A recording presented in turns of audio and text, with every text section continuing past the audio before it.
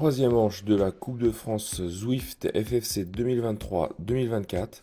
Bonjour, bienvenue sur cette nouvelle vidéo. Tout d'abord, si vous n'êtes pas abonné, eh bien je vous suggère de le faire afin d'être tenu informé des nouvelles vidéos dès que j'en sortirai une.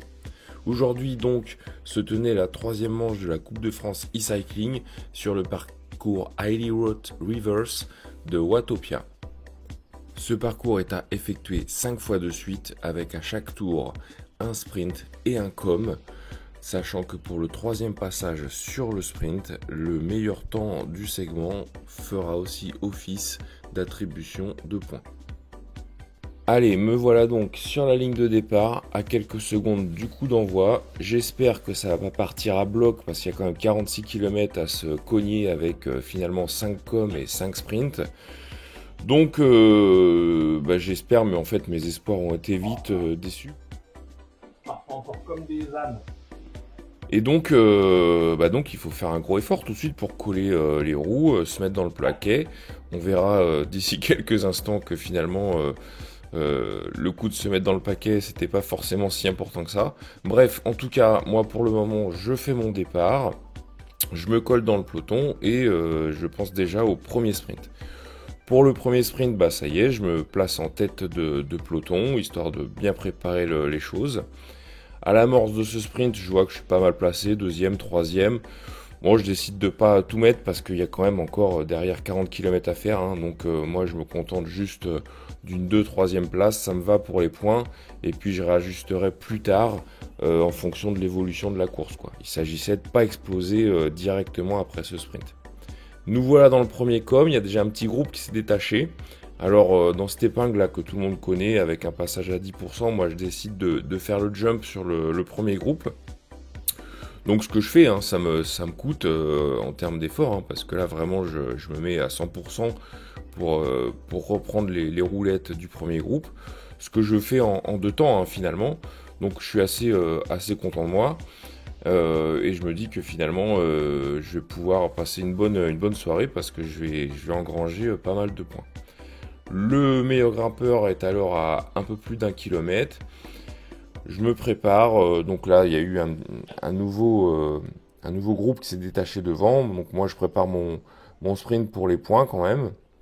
Donc j'assure le coup pour la 10e place. Je me dis que voilà, c'est toujours des points qui vont être marqués, qui vont être utiles un petit peu plus tard.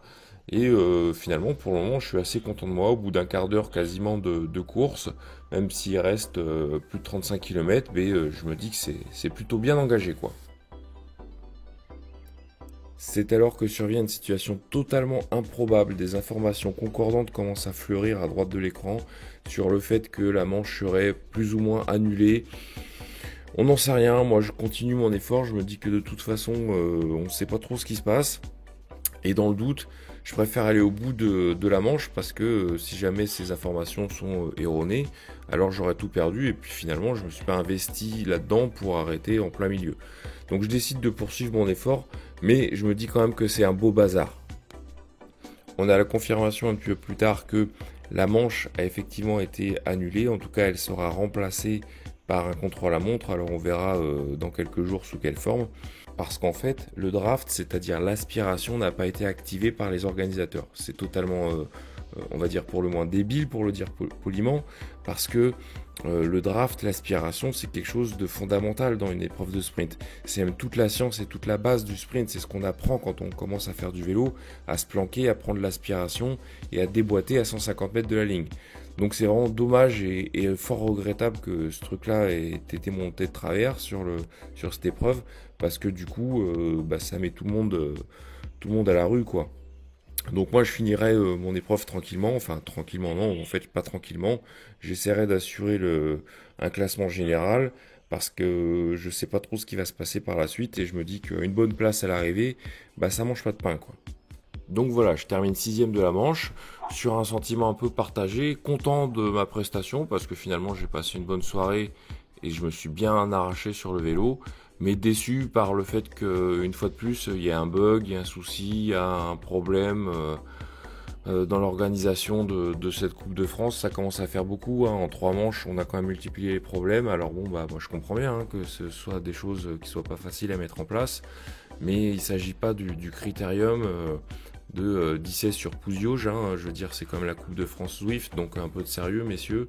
Essayez de nous faire un truc propre pour la fin de la Coupe de France, parce que nous, on bloque nos soirées, on s'investit là-dedans, et finalement, on est plus que déçus par ce qui se passe.